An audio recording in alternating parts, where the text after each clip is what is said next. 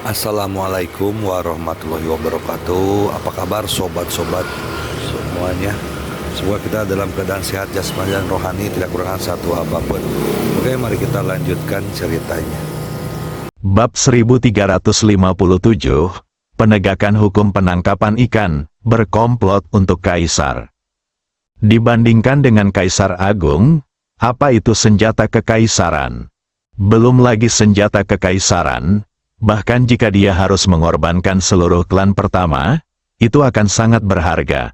Karena selama dia, Jingzhao pertama, belum mati dan memiliki hubungan yang lebih dalam dengan Ye Guan, dia dapat menciptakan keluarga yang menakutkan kapan saja.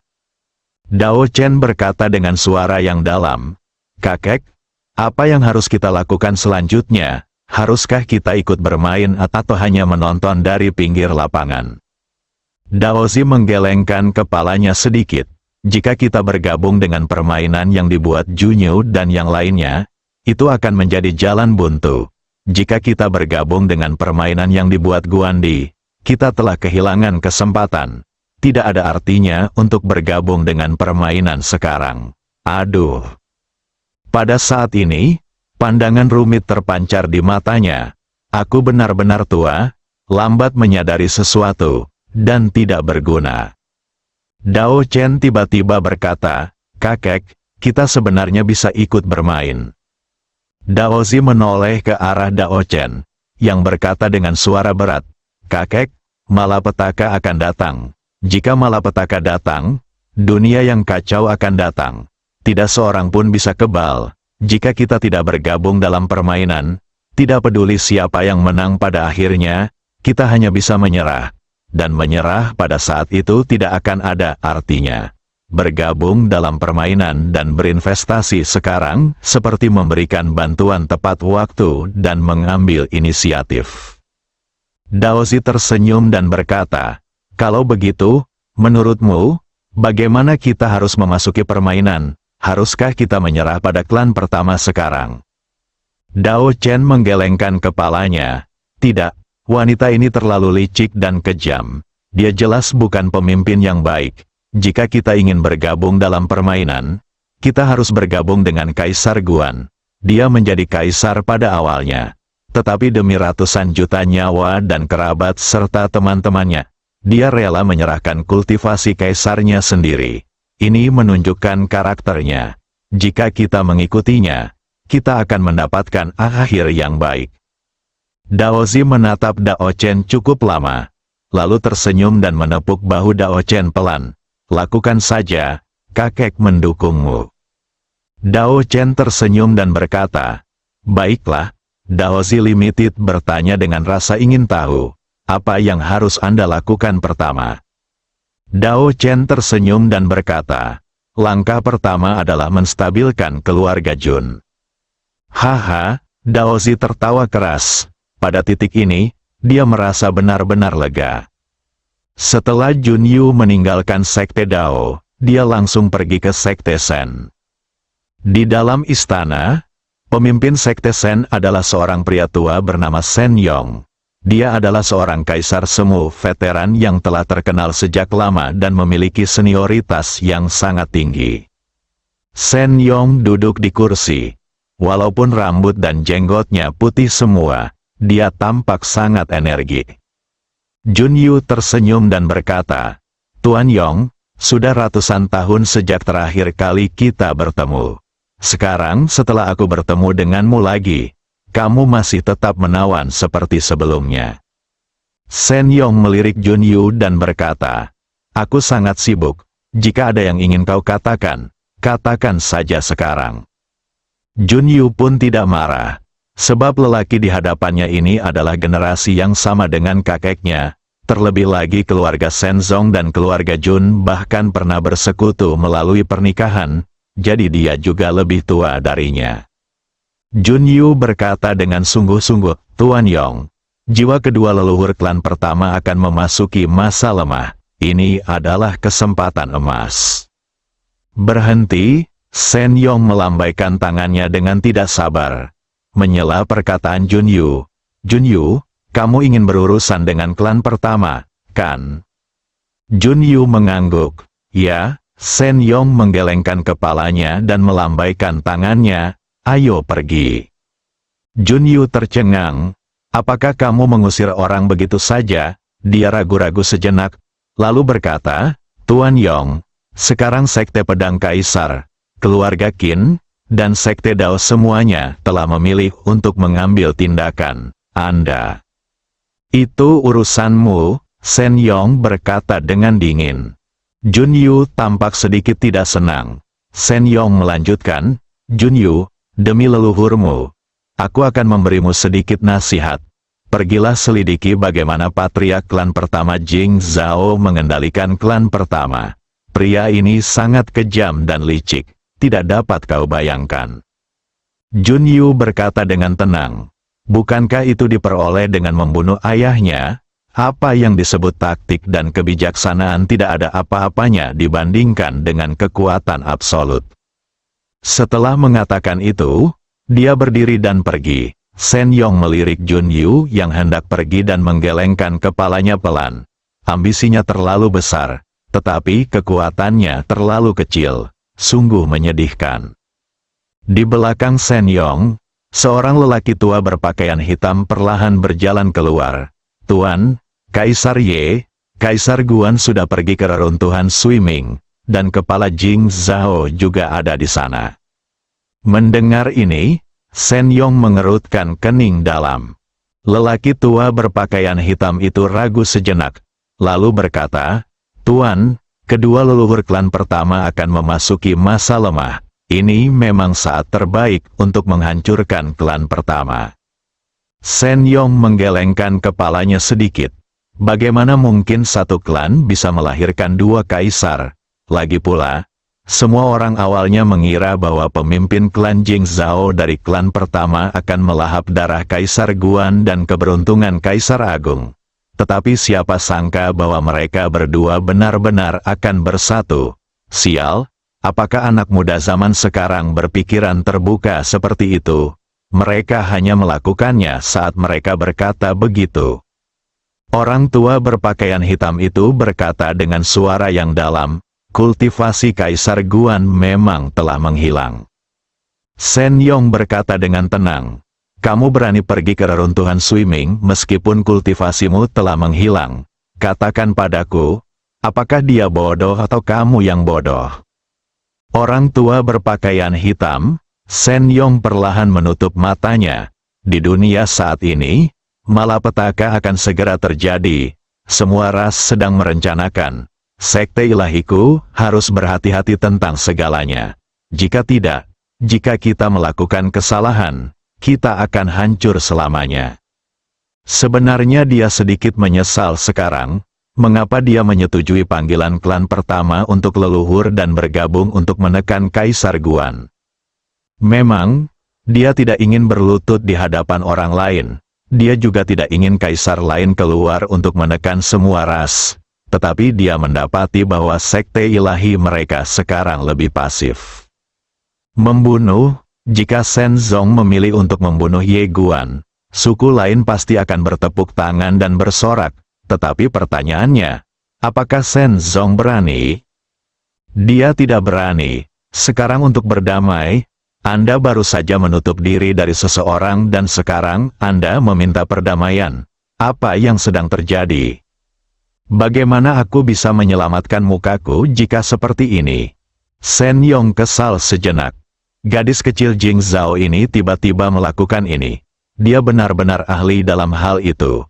Dia benar-benar menggunakan jebakan kecantikan. Tidak ada wanita cantik di sekte Senku. Kan, pergi. Panggil gadis itu Sen Sue dan katakan padanya bahwa kakek ingin mengenalkannya pada seorang pria istimewa. Orang tua berpakaian hitam. Setelah Jun Yu meninggalkan Sen Zong, dia menoleh dan melirik dingin ke arah Sen Zong, dan berkata dengan sinis, ini benar-benar mundur. Setelah berkata demikian, dia berbalik dan langsung menuju ke Sekte Kaisar. Sekte Kaisar sangat terpencil dan misterius. Para anggota klan pada dasarnya tidak suka keluar rumah dan bersikap sangat rendah hati. Namun tidak seorang pun berani mengabaikannya. Bagaimanapun, mereka telah menghasilkan seorang kaisar yang hebat. Begitu Jun Yu memasuki domain kekaisaran, seorang lelaki tua muncul di depannya, Ketua Yu. Jun Yu tersenyum dan berkata, "Saya di sini untuk menemui pemimpin sekte Anda. Tolong beritahu saya." Orang tua itu berkata, "Sayangnya, pemimpin klan baru saja meninggalkan klan kekaisaran."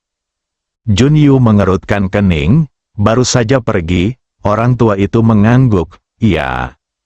Jun Yu menatap lelaki tua itu, yang tampak alami. Setelah beberapa saat, Jun Yu melirik ke arah Kaisar Zong, lalu tersenyum dan berkata, "Kebetulan sekali." Setelah berkata demikian, dia berbalik dan pergi. Setelah melihat Jun Yu pergi, lelaki tua itu berbalik dan menghilang dan tiba di sebuah taman di belakang gunung di Zong. Di taman, seorang lelaki tua sedang menanam dan menyiram bunga.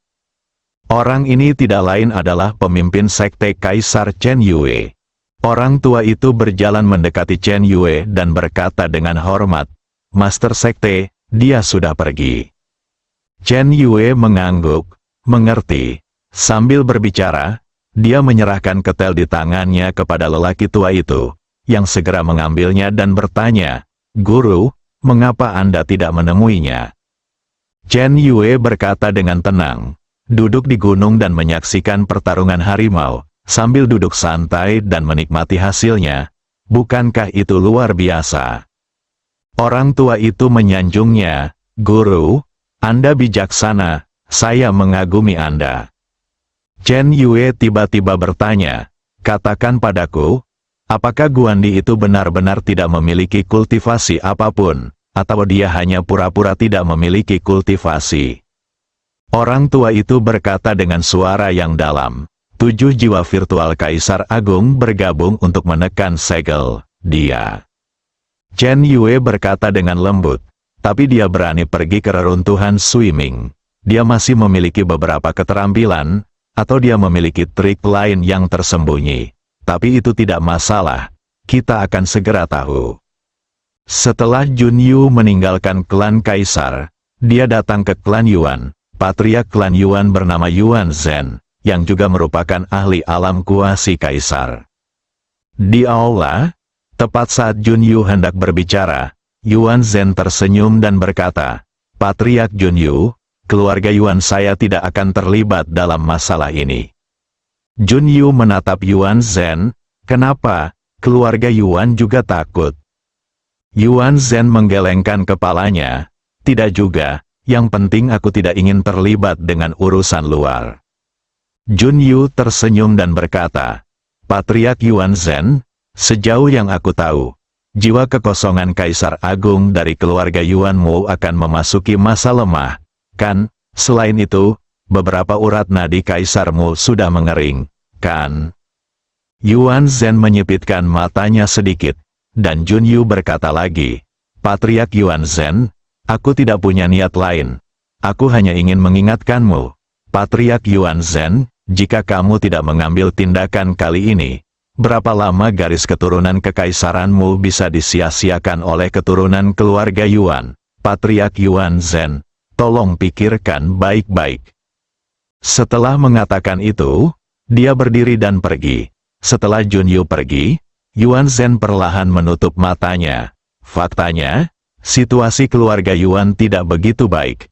Seperti yang dikatakan Jun Yu, beberapa garis keturunan kekaisaran keluarga Yuan telah habis, dan sekarang tersisa kurang dari 9. Jika terus seperti ini, keluarga Yuan hanya akan menjadi semakin lemah.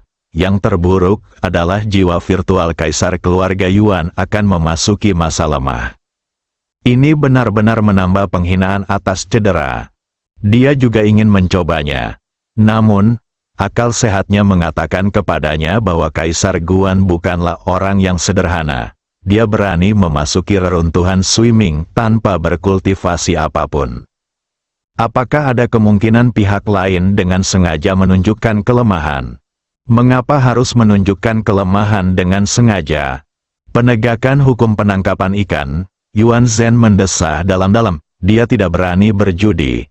dia tidak berani bertaruh pada Junyu dan yang lainnya, dia juga tidak berani bertaruh pada Ye Guan. Karena jika dia kalah taruhan, klan Yuan akan hancur. Lebih baik menjalani kehidupan yang stabil, tidak kaya, tapi aman. Satu hari pada suatu waktu, keluarga pastoral. Di dalam aula, kepala keluarga Mu Zhen, tampak berusia 30-an, mengenakan jubah bersih dan janggut kambing. Di tangan kirinya, ia memegang sebuah buku kuno, dan ia memancarkan keanggunan ilmiah. Junyu langsung ke intinya dan berkata sambil tersenyum, "Patriark Mu seharusnya tahu mengapa aku ada di sini."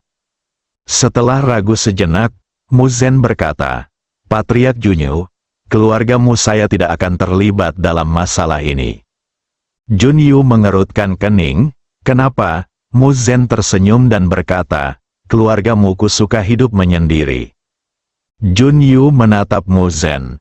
Sekte Pedang Kaisar, klan Qin, dan Sekte Dao semuanya telah menyatakan kesediaan mereka untuk bergabung. Mu Zhen tersenyum dan berkata, "Itu urusanmu." Junyu terdiam sejenak, lalu tersenyum dan berkata, "Kalau begitu, aku permisi dulu." Mu Zhen berkata dengan tenang, "Tidak perlu mengantarmu pergi." Junyu berbalik. Setelah Junyu pergi, seorang wanita tiba-tiba keluar dari samping. Jika Ye Guan ada di sini, dia pasti akan terkejut. Wanita ini adalah wanita gemuk yang memperkenalkan buku kepadanya di toko keluargamu hari itu. Identitas aslinya sebenarnya adalah putri sulung keluargamu, Musi. Namun, bakatnya dalam berkultivasi tidak tinggi, dan dia dianggap sebagai perencana di keluargamu. Mu Zhen bertanya, dia sangat tertarik dengan sisa-sisa Sui Ming. Mu Yi mengangguk. "Ya." Mu Zhen bertanya, "Menurut pendapat Anda, bagaimana situasi saat ini?" Setelah ragu sejenak, Mu Yu berkata, "Pada awalnya, klan pertama mengusulkan agar kita semua bersama-sama menekan Kaisar Guan untuk mencegah dunia memiliki Kaisar Agung. Ini sendiri merupakan jebakan. Pada saat itu, kami tidak terlalu memikirkannya dan merasa bahwa dia benar. Dunia ini tidak cocok untuk Kaisar Agung lainnya, kecuali Kaisar Agung ini berasal dari keluargamu. Kemudian, klan pertama bersedia mengorbankan senjata kekaisaran untuk mendapatkan Ye Guan. Saya merasa ada yang tidak beres pada saat itu. Tetapi saya tidak terlalu memikirkannya. Saya hanya berpikir bahwa klan pertama ingin bersekongkol melawan garis keturunan dan takdir Kaisar Agung." Saat dia berbicara, dia mendesah pelan. "Aku tidak pernah menyangka kalau pemimpin klan Jingzhou tidak merencanakan garis keturunan dan nasib Kaisar Agung, melainkan Kaisar Guan ini." Mu Zhen mengangguk dan mendesah pelan. Dia tiba-tiba memainkan trik seperti itu, yang benar-benar melampaui harapan semua orang. Mu Yu berkata, "Jika Kaisar Guan ini benar-benar memiliki hubungan dengannya, jika Kaisar Guan ini benar-benar memiliki rencana cadangan yang sangat kuat." Saat dia berbicara, alisnya berkerut dalam. Tiba-tiba, dia mendapati semua orang menjadi begitu pasif. Mu Zhen tiba-tiba bertanya, "Apakah Kaisar Guan punya rencana cadangan?" "Pasti ada," Mu Yu berkata dengan suara yang dalam. "Jika dia tidak memiliki rencana cadangan, dia tidak akan bisa pergi ke reruntuhan Sui Ming." Saat dia berbicara, cahaya dingin melintas di matanya. "Kita seharusnya menyatukan semua suku untuk membunuhnya secara langsung hari itu untuk mencegah masalah di masa mendatang. Jika ada sebab dan akibat, semua suku akan memikul tanggung jawab bersama." Mu Zhen menggelengkan kepalanya, "Sudah terlambat sekarang." Mu Yu mengangguk, "Sudah terlambat. Sekarang keluarga Muku hanya punya dua pilihan. Satu adalah duduk di sisi lain dan membiarkan mereka bertarung. Itu bisa membuat kita aman untuk sementara waktu, tetapi begitu pertarungan mereka berakhir, keluargamu kita akan menjadi sangat pasif, dan tidak akan ada manfaatnya. Yang kedua adalah bergabung dalam permainan sekarang dan memilih kubu keluarga Jun. atau kubu klan pertama. Mu Zhen menatap Muki, siapa yang kamu sukai? Mu Yu berkata tanpa ragu, tentu saja itu adalah kubu Kaisar Guan. Tetapi sekarang setelah kita memasuki permainan, kita tidak dapat lagi mengambil keuntungan dari situasi seperti klan pertama. Klan pertama Jing Zhao ini benar-benar hebat. Untuk mencapai tujuannya, dia bahkan mengorbankan dirinya sendiri. Klan pertama awalnya berada dalam situasi putus asa, tetapi dia berhasil menghidupkannya kembali. Mu Zhen perlahan mengangkat kepalanya dan melihat keluar aula. Dengan tatapan rumit di matanya, wanita ini sangat pemberani, dan kami para orang tua jauh lebih rendah darinya. Mu Yu terdiam, memang, bahkan jika keluargamu tahu tentang rencana ini sejak awal, jika mereka diberi kesempatan ini, apakah mereka benar-benar berani melakukannya dengan cara ini? Saya benar-benar tidak berani melakukan itu, Mu Yi berkata. Ayah, kita masih punya pilihan. Mu Zhen menatap Mu Yu, yang berkata dengan suara berat, kita bisa langsung melewati klan pertama dan memilih Kaisar Guan. Tetapi premisnya adalah bahwa di antara Kaisar Guan dan klan pertama, dialah yang dominan. Jika dia benar-benar jatuh cinta pada Jing Zhao pertama dan dipimpin olehnya, maka pilihan kita untuk bergabung dengannya tidak ada bedanya dengan bergabung dengan klan pertama. Setelah hening sejenak, Mu Zhen tersenyum dan berkata, apakah menurutmu Kaisar Guan ini dapat mengalahkan kepala Jing Zhao ini? Mu Yu berkata dengan suara yang dalam, sejak zaman dahulu, para pahlawan tidak mampu menahan godaan wanita cantik, jika dia benar-benar tergerak. Mu Zhen tiba-tiba bertanya, bagaimana jika pemimpin klan Jing Zhao menjadi emosional? Mu Yu tertegun sejenak, lalu tertawa dan berkata, tentu saja, kamu akan kehilangan istri dan pasukanmu. Kamu tidak hanya akan menjadi menantu orang lain, tetapi seluruh klan pertama juga akan hilang darinya. Namun, wanita ini mampu membunuh ayahnya untuk naik tahta, dan karakter serta kebijaksanaannya sangat hebat. Karena dia berani bergabung dalam permainan, dia pasti sudah memikirkan segalanya, jadi dia pasti tidak akan benar-benar tergerak. Bab 1358, Bibimu Pantas Mati. Saat fajar, Ye Guan dan Di Jing Zhao meninggalkan kota dan menuju ke kedalaman reruntuhan Suiming. Setelah meninggalkan kota, Anda dapat melihat puncak-puncak gunung menjulang dari tanah dan bersandar di langit, sungguh megah. Keduanya berjalan perlahan di jalan setapak. Ye Guan menatap pegunungan di kejauhan dan bertanya, apakah sisa-sisa Suiming ada di dalam pegunungan itu?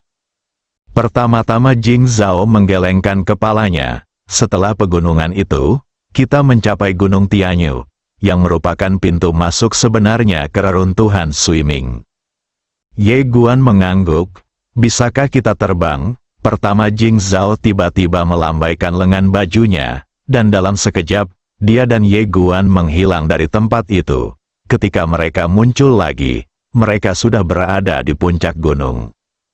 Ye Guan melihat ke kejauhan dan tiba-tiba terkejut melihat sebuah gunung aneh berdiri tidak jauh di depannya. Seluruh gunung diselimuti cahaya pagi merah yang hangat, dan seluruh gunung ditutupi dengan batu giok ungu.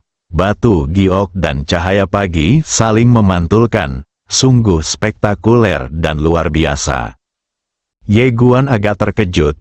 Apakah ini Gunung Tianyu? Pertama Jing Zhao mengangguk. Ye Guan tersenyum dan berkata, ayo, kita pergi melihat-lihat. Pertama Jing Zhao mengangguk. Dan segera, keduanya tiba di kaki Gunung Tianyu. Melihat gunung aneh di depannya, Ye Guan tidak dapat menahan diri untuk tidak berseru. Dunia ini begitu besar. Sungguh ada berbagai macam keajaiban. Pertama Jing Zhao memandang Gunung Tianyu di depannya dan tidak berbicara. Keduanya berjalan menuju gunung. Saat itu, Ye Guan tiba-tiba membungkuk hendak mengambil sepotong giok surgawi, namun dihentikan oleh Di Jing Zhao. Ye Guan menatap Di Jing Zhao, dan Di Jing Zhao berkata, di sini ada hukum Kaisar Agung. Ye Guan mengangguk, aku merasakannya, ada apa? Di Jingzhao berkata, hukum Kaisar Agung di sini ditinggalkan oleh Kaisar Agung keluargamu di masa lalu, untuk melindungi Gunung Giok ini. Kalau tidak, gunung ini pasti sudah kosong sejak lama. Ye Guan tersenyum dan berkata, begitu. Meski begitu, dia tetap mengambil potongan batu giok surgawi itu. Hukum Kaisar di sini tidak menargetkannya. Pertama-tama Jing Zhao melirik Ye Guan, bertanya-tanya apa yang sedang dipikirkannya. Ye Guan melihat batu giok di tangannya. Seluruh bagian gioknya berwarna ungu tua, dengan tekstur yang sangat keras. Itu juga mengandung beberapa energi spiritual khusus. Jelaslah bahwa itu adalah sesuatu yang luar biasa. Jika tidak ada hukum Kaisar Agung yang tersisa di sini, Gunung Tianyu ini pasti sudah dibersihkan oleh orang lain. Ye Guan memasukkan batu giok surgawi ke dalam cincin, dan mereka berdua berjalan menuju gunung. Setelah beberapa saat, mereka tiba di puncak gunung. 100 kaki di depan mereka, ada pusaran ungu. Ye Guan melirik pusaran ungu itu dan berkata, apakah ini pintu masuk ke reruntuhan Suiming? Pertama Jing Zhao mengangguk, ya. Ye Guan berjalan menuju kejauhan, dia tidak ragu-ragu dan langsung masuk. Mula-mula Jing Zhao tiba-tiba melihat kembali ke langit, lalu mengikutinya masuk. Sesaat kemudian, Ye Guan dan Di Jingzhao sampai di reruntuhan yang ditinggalkan. Tidak jauh di hadapan mereka berdiri sederet pilar batu perunggu yang menjulang tinggi ke langit. Pilar-pilar batu perunggu ini begitu tinggi, sehingga puncaknya tidak terlihat.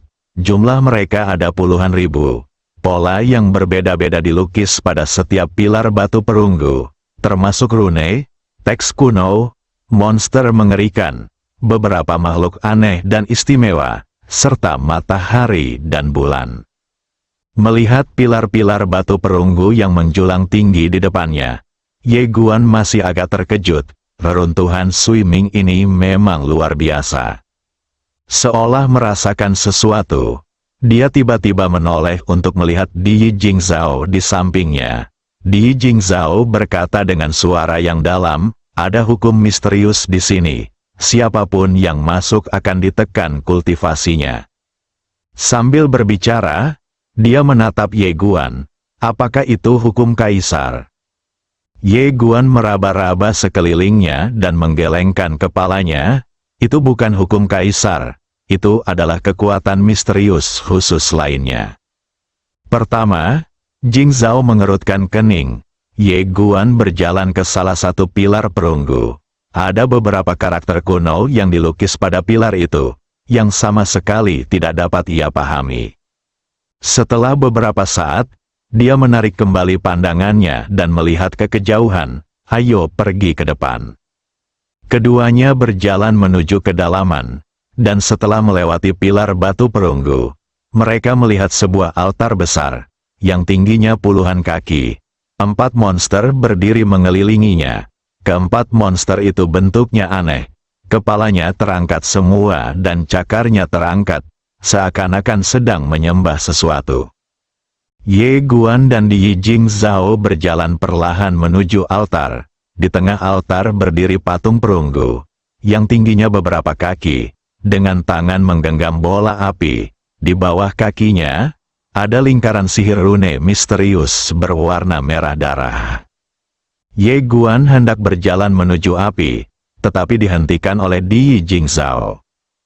Pertama-tama Jing Zhao menggelengkan kepalanya sedikit. Dia menatap api itu dan berkata, dahulu kala ada seorang kaisar semu yang datang ke sini dan mencoba merebut api ini. Pada akhirnya, dia terbakar menjadi abu oleh api ini. Bakar saja sang kaisar semu itu sampai menjadi abu. Ye Guan sedikit terkejut. Dia menoleh untuk melihat api itu. Nyala api itu terlihat sangat biasa dan tidak memiliki aura. Pertama-tama Jing Zhao menatap lingkaran sihir kecil berwarna merah darah di bawah kaki manusia batu perunggu itu dengan ekspresi serius. Aku tidak tahu berapa banyak nyawa yang telah dilahap oleh formasi ini. Ye Guan berkata, pengorbanan. Pertama Jing Zhao mengangguk. Ye Guan mengerutkan kening. Mula-mula Jing Zhao memandang ke kejauhan, dan ujung pandangannya kabur. Ada sungai di sana, bernama Sungai Suiming. Di seberang sungai itu terdapat daerah terlarang swimming. Kecuali kaisar, tidak ada seorang pun yang berani menyeberangi sungai itu. Ye Guan tersenyum dan berkata, pergi dan lihat. Pertama Jing Zhao menatap Ye Guan, apakah kamu yakin? Ye Guan tersenyum dan berkata, kau juga pasti ingin pergi dan melihatnya, kan? Pertama Jing Zhao mengangguk, kalau begitu pergilah dan lihatlah. Keduanya meninggalkan altar dan terus melangkah maju. Tidak lama setelah berjalan, Ye Guan melihat sungai yang disebutkan di Yi Jing Zhao. Sungai itu tidak lebar, hanya sekitar 100 kaki lebarnya, tetapi sangat panjang dan tidak terlihat ujungnya. Airnya jernih, tetapi dasarnya tidak terlihat. Beberapa kaki di kiri atas, ada jembatan lengkung yang mengarah langsung ke sisi berlawanan. Ye Guan melihat ke seberang sungai, namun sisi lainnya tertutup kabut dan dia tidak dapat melihat apapun. Ye Guan tiba-tiba bertanya, apakah ada harta karun di dasar sungai ini? Di Jing Zhao berkata dengan tenang, sejak relik ini terungkap, banyak sekali orang yang datang ke sini. Mereka telah mengambil semua yang mereka bisa, bahkan rambut terkecil sekalipun. Ye Guan, pertama-tama Jing Zhao memandang ke seberang sungai, hanya sisi itu yang belum dijelajahi, tetapi sejauh ini, siapapun yang pernah ke sana tidak pernah kembali. Kemudian, dia menatap Ye Guan dan bertanya lagi, jadi, kamu yakin ingin pergi? Ye Guan berpikir dalam hati, Xiao Hun, apakah kamu merasakan bahayanya? Xiao Hun berkata dengan bangga, Tuan muda, selama 3 pedang itu tidak terhunus, aku tak terkalahkan di alam semesta ini. Kamu dapat melakukan apapun yang kamu inginkan. Wajah Ye Guan penuh dengan garis-garis hitam. Jiwa kecil ini sekarang sedikit melayang. Tapi itu normal, bagaimanapun, sekarang ini adalah kaisar. Ye Guan mengangkat kepalanya dan melihat ke seberang. Nona Jing Zhao, saya ingin pergi ke sana dan melihatnya, tapi, Anda... Pertama Jing Zhao tiba-tiba berkata, jika kamu pergi ke sana, aku akan pergi ke sana. Ye Guan menoleh ke arah Di Jing Zhao, kamu juga mengatakannya, itu sangat berbahaya. Pertama Jing Zhao berkata dengan tenang, tidak apa-apa. Setelah hening sejenak, Ye Guan tersenyum dan berkata, ayo pergi bersama. Sembari berbicara, dia berjalan menuju jembatan lengkung di kejauhan. Dia masih percaya apa yang dikatakan Xiao Hun. Xiao Hun berbeda dari Taye dan pada dasarnya tidak menyombongkan diri. Jika Taye mengucapkan kata-kata seperti itu, dia tidak akan pernah pergi ke sana. Taye sering diare, setelah menyeberangi sungai, keduanya berjalan menuju kejauhan. Di belakang mereka berdua, ada beberapa orang yang memperhatikan mereka. Ketika mereka melihat mereka menyeberangi sungai, mereka semua terkejut. Salah satu pria botak itu menatap Ye Guan dan Di Jing Zhao dengan ketakutan yang dalam di matanya. Walaupun kemarin dia sedang memarahi adik laki-lakinya di sampingnya, sebenarnya dia juga punya pikiran jahat, tidak ada yang dapat dia lakukan. Mereka semua hidup dalam suasana yang genting dan bisnis mereka adalah membunuh orang dan merampok barang. Wanita itu begitu cantik. Pria mana yang tidak tergoda saat melihatnya? Namun dia masih bisa mengendalikan dirinya. Pada saat ini, setelah melihat 2 orang yang berani menyeberangi sungai, dia sangat ketakutan, dan sedikit keberuntungannya pun hilang. Orang-orang lainnya juga terkejut. Namun pada saat itu, seorang laki-laki keluar dan tertawa. Semua orang berani menyeberangi sungai. Mengapa kita harus takut? Semua orang memandang laki-laki itu. yang mengenakan jubah hitam longgar. Dia tidak tampak sangat tua, mungkin berusia 20-an, tetapi kekuatannya tidak rendah, setidaknya di tingkat Saint. Ini normal, siapapun yang berani datang ke sini bukanlah orang lemah. Melihat tidak ada yang menanggapi, lelaki itu tersenyum dan berkata, semuanya, sisi sungai ini telah dieksplorasi selama miliaran tahun yang tak terhitung jumlahnya. Tidak ada peluang sama sekali. Terus menjelajahi di sini hanya membuang-buang waktu. Jika Anda ingin menjadi kaya, Anda hanya bisa menyeberangi sungai. Seperti kata pepatah, orang yang penakut akan mati kelaparan, dan orang yang berani akan mati karena kerakusan. Jika Anda ingin menjadi kaya, pergilah saja. Sambil berkata demikian, dia memimpin jalan menuju sungai. Semua orang di lapangan saling memandang, mereka masih takut. Apakah kamu bercanda? Kecuali Kaisar, tidak seorang pun yang menyeberangi sungai akan kembali. Sekalipun ada benda ajaib di sana, apa gunanya kalau tidak bisa digunakan oleh manusia? Banyak orang yang tidak berani mengikuti mereka. Namun ada juga yang bersedia mempertaruhkan nyawanya.